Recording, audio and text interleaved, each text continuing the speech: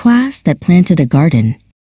In a school in India, there was a class that loved to learn, but their schoolyard was just a patch of dusty ground.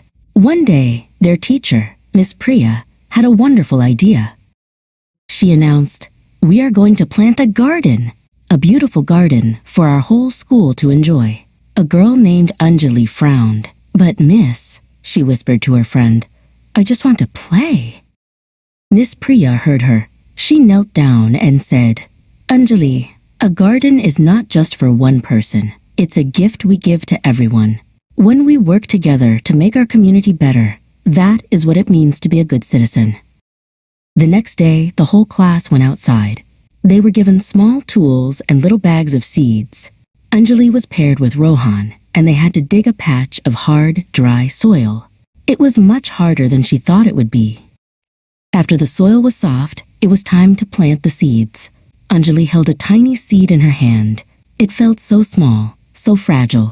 She carefully placed it in the ground, patting the soil gently over it. Every day after that, the class worked together.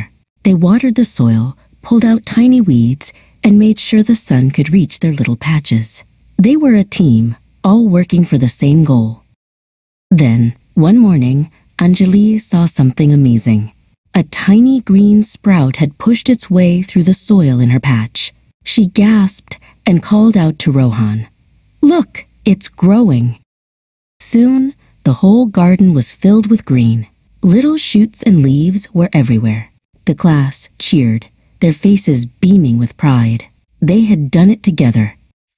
And then, the most beautiful thing of all happened.